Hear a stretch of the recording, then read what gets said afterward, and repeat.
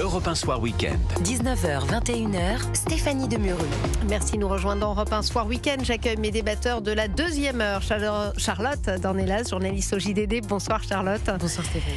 Antoine Fenech, journaliste et chroniqueur. Bonsoir Antoine. Bonsoir Stéphanie. Et mon invité, Sonia Zadig, psychanalyste de formation, auteure des Enfants perdus de la République aux éditions Fayard. C'est un phénomène dont on parle peu, Sonia Zadig. Je suis ravie de vous accueillir ce soir. Bonsoir. Bonsoir à vous. Ce phénomène, c'est l'univers méconnu et presque parfois tabou, en tout cas pour ceux qui le vivent, des apostats. Ces musulmans qui ont choisi de quitter l'islam. Vous dites même dans votre livre au péril de leur vie. Vous dressez une série de portraits de personnes. Alors ça commence par les femmes, d'ailleurs vous les distinguez, vous allez nous expliquer pourquoi. Il y a les femmes et les hommes d'un côté qui ont fait ce choix qui semble extrêmement difficile pour eux parce que lourd de conséquences. Alors vous avez suivi pendant plus de 2 ans des personnes qui ont voulu quitter cette religion, si tant est qu'on puisse la quitter. 250 ex-musulmans, hommes et femmes, c'est bien ça, Sonia Zadig ? Exactement. Oui, c'est une enquête slash recherche sur un phénomène que moi-même j'ignorais qu'il puisse exister. Même le mot apostat m'avait un petit peu choqué au début. Un petit peu moyenâgeux. C'est un petit peu moyenâgeux, mais ça vient aussi dire quelque chose d'une libération, parce que l'apostasie a toujours existé de tout temps, elle a toujours ouvert quelque chose vers l'affranchissement et la liberté. Quand je leur avais posé la question pourquoi ils se faisaient appeler apostats, ils ont dit que c'était quand même quelque chose, un point qu'ils voulaient appuyer, puisque l'apostasie en islam est un statut juridique qui met leur vie en péril. Alors, vous allez nous expliquer en quoi ils mettent leur vie en péril, mais alors, déjà, comment est né ce projet ? Qu'est-ce qui vous a donné envie d'écrire là-dessus ? Parce que, je le disais, on n'en parle pas beaucoup de ça. C'était tout à fait par hasard. Où, à l'issue d'une rencontre avec un personnage ou une personne qui s'appelle Momo, dont je parle beaucoup dans le texte, où j'ai appris comme ça, au détour d'une conversation, qu'il existait un cercle, le cercle des apostats. Ça m'a fait rappeler le cercle de c'est un réseau clandestin. Vous décrivez ça comme où on est contraint à l'anonymat en raison de menaces de mort, d'ostracisme familial et de violence. Bien sûr, d'ailleurs je ne connaissais absolument pas leurs noms.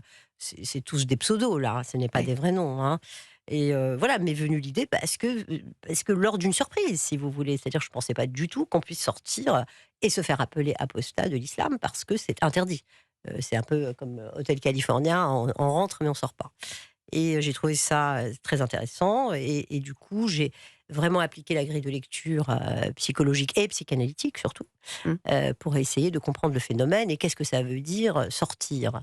Et finalement je m'étais rendu compte, et c'est ce qui est écrit dans la 4e de couverture, que sortir d'une religion, tout le monde peut le faire, sauf que dans le cadre de l'islam c'est pas aussi simple, puisque c'est une religion identité, c'est une religion culture, c'est une religion qui vous détermine absolument sur tous les plans de la vie, qui régit absolument tout, les liens sociaux, les liens intimes, tout ce que vous voulez.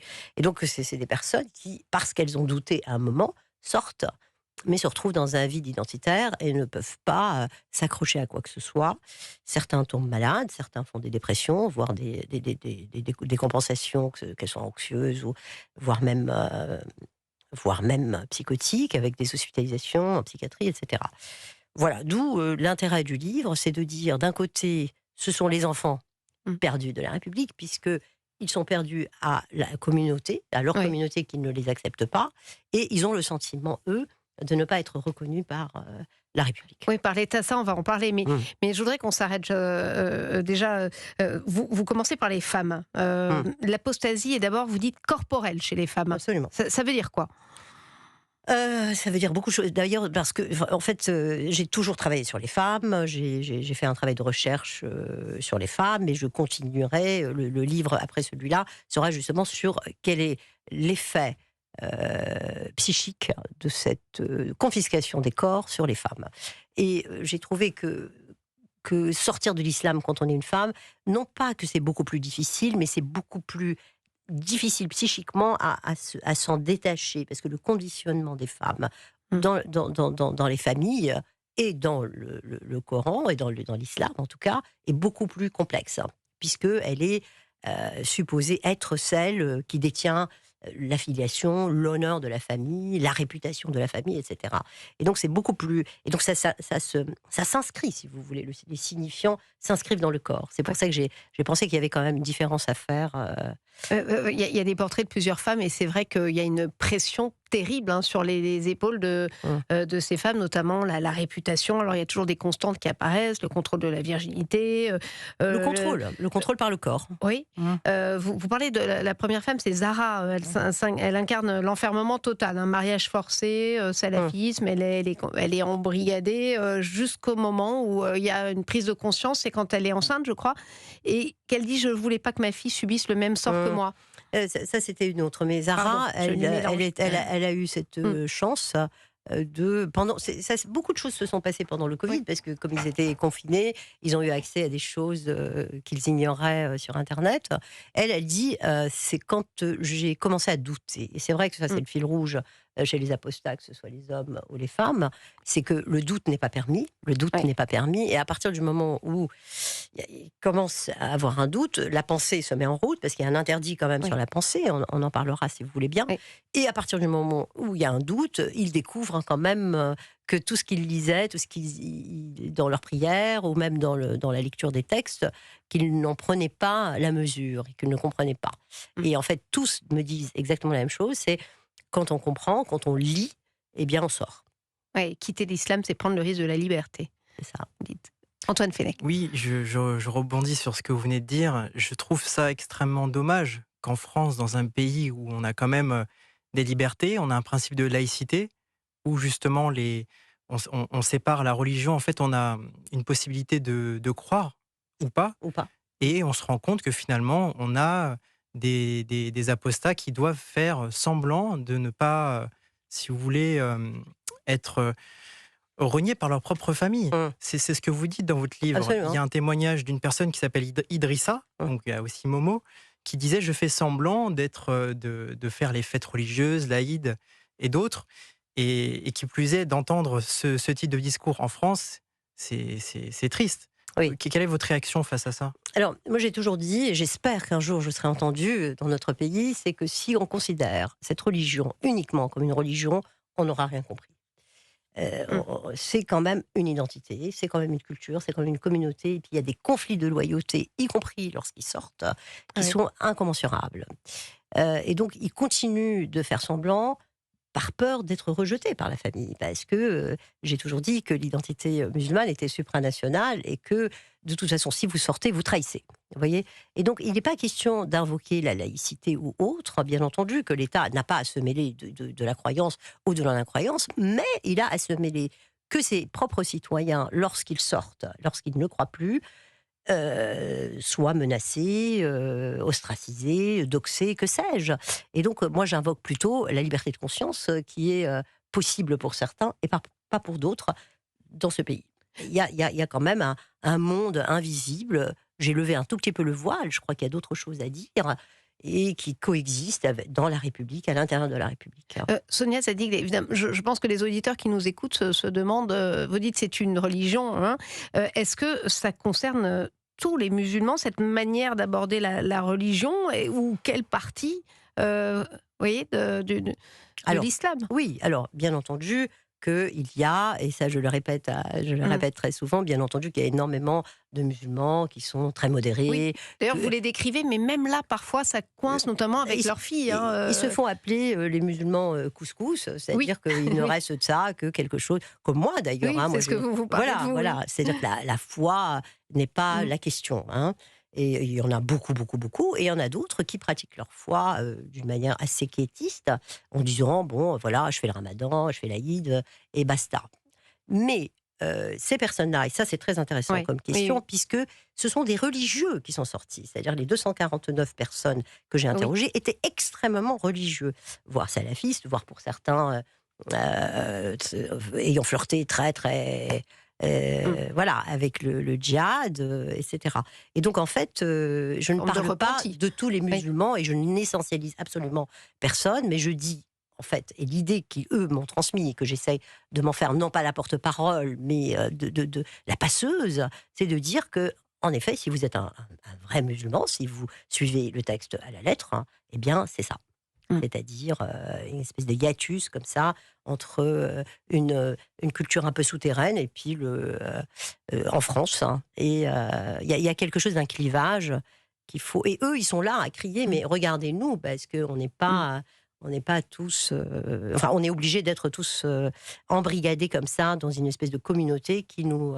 Et juste une chose, c'est que Oui. c'est de pire en pire. C'est-à-dire, rappelez-vous Oui. de la dernière de l'IFOP, hein, ce que disait Oui. le sondage, c'est qu'aujourd'hui, et c'est ce que j'avais expliqué, rappelez-vous, qu'il y a un problème identitaire en Occident, on ne sait plus qui on est, et donc c'est un problème qui concerne tout le monde, puisqu'il y a énormément de conversions aussi au christianisme aujourd'hui, à la spiritualité, que sais-je. Il y a une espèce, alors moi j'appelle ça une régression, parce que si vous voulez absolument remplir le ciel, c'est que vous n'arrivez pas à assumer une liberté individuelle.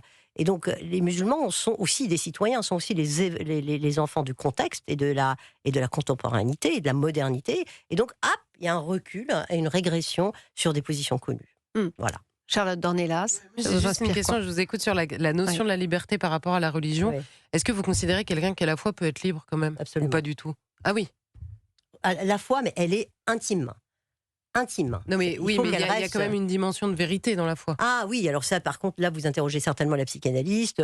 Nous, en psychanalyse, on ne pense pas qu'il y a un grand autre auquel il faut faire allégeance, mais plutôt à la liberté individuelle ou à la singularité de chacun. Mais ça, c'est mon point de vue. Je ne peux pas le généraliser. Moi, je pense qu'il y a des personnes qui ont des croyances, qui croient d'une manière absolument spirituelle et intime.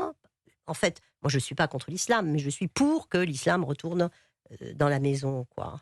Donc toutes les religions doivent être exercées d'une manière intime et non pas extime, et de ne pas imposer soit dans la sphère publique, etc.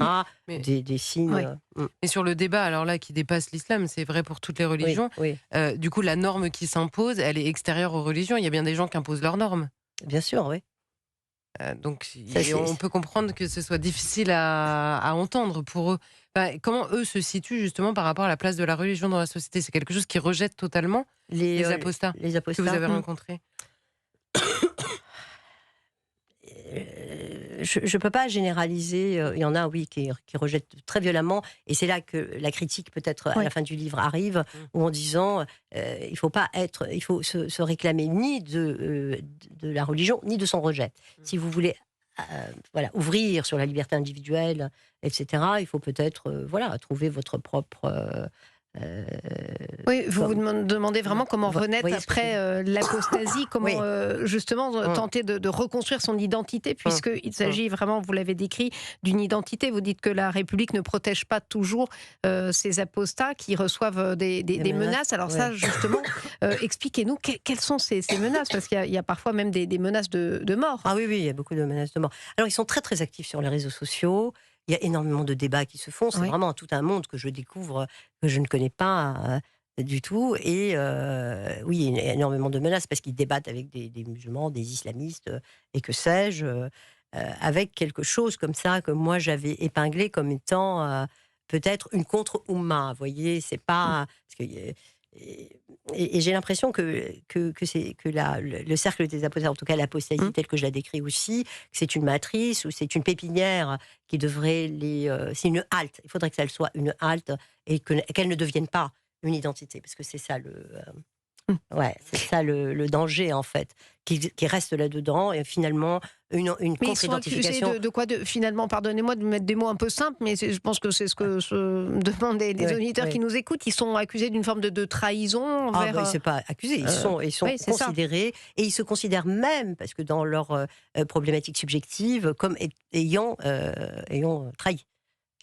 Et c'est là qu'on retombe sur la notion d'identité et non pas de religion. Parce Oui. que si vous sortez d'une religion catholique, personne ne va Oui, vous il tenir rigueur. y a que est-ce que c'est l'exception de l'islam? Il y a que l'islam qu'on quitte aussi difficilement. C'est écrit noir sur blanc. Le que vous judaïsme, pouvez le pas. catholicisme, bon, vous avez plus envie de devenir juif Oui. ou chrétien. Alors on va peut-être, pas sûrement, dans les siècles insulter. derniers, l'apostasie était été frappés de Oui, peine mais de là, on est mort. en 2025. On est en 2025. Et presque c'est pour ça que 26. le sujet est important. Et quand on me dit, mais oui, les femmes juives ou les femmes chrétiennes, foulard, etc., je dis, mais non. Et là, aujourd'hui, je parle de l'islam. Je ne parle pas d'autre chose. Mm. Et voilà. Et on est en C'est ce que vous 2025. disiez Antoine dans une Fenech. précédente interview, que dans certains pays du Moyen-Orient, l'apostasie était condamnée de la peine de mort. Ah oui. Donc aujourd'hui, on voit bien toute la difficulté. Même si on est en France, il reste quand même une sorte d'ancrage à l'intérieur des personnes. Et c'est pour ça que les gens qui sont apostats se sentent, ont peur de trahir quelque part Bien leur sûr. identité, leur Bien famille sûr. et ce qu'ils représentent. Bien entendu, parce que d'ailleurs, il y a eu des exemples où on leur dit, t'es pas mon fils, t'es plus mon fils. Et il y a quelqu'un qui me disait, en fait, la Oumma, je dis la Oumma, c'est la communauté des croyants, est au-dessus de l'amour maternel. Si vous quittez, c'est que vous quittez, encore une fois, une identité, une appartenance, une allégeance même, et que vous rejoignez les koufars, c'est-à-dire nous. Ouais. D'ailleurs, chez les hommes, on n'a pas parlé des hommes. Chez les femmes, c'était donc corporel, et chez les hommes, c'est intellectuel. Ça, c'est souvent l'un de l'autre. On se pose des questions, et vous dites, voilà, c'est quand on se met à douter, un homme devient apostat quand il remet en cause la cohérence finalement de la religion. Oui, alors je veux pas qu'on me fasse dire que les femmes c'est corporel et puis que les hommes c'est intellectuel. Il y a beaucoup. Non, aussi c'est ce que vous décrivez oui, dans vos deux chapitres qui divisent les hommes et les femmes. Les hommes sortent un petit peu de ce qu'on appelle la fratrie, quoi. C'est une culture des frères et non pas du père. Et c'est ce qui la différencie beaucoup du christianisme et du judaïsme. En fait, c'est des expériences singulières. Je peux pas vraiment. Le fil rouge étant en effet se remettre à penser. Mais les hommes sortent parce que le Bataclan, parce que Charlie Hebdo, parce que des violences même faites à eux-mêmes, parce qu'ils réfléchissent et qu'ils se disent non, moi j'accepte pas soit l'esclavage qui est prôné, soit l'âge de la deuxième épouse du prophète de 9 ans, c'est pas possible. Donc ils se disent voilà, il y a quelque chose, des lumières certainement, qui a un petit peu infiltré ce monde-là, et ils sortent et claquent la porte, comme ils disent. Merci beaucoup, merci Sonia Zadig. Les enfants perdus de la République, ils ont décidé de sortir de l'islam au péril de leur vie aux éditions Fayard. Merci d'être passé par le studio d'Europe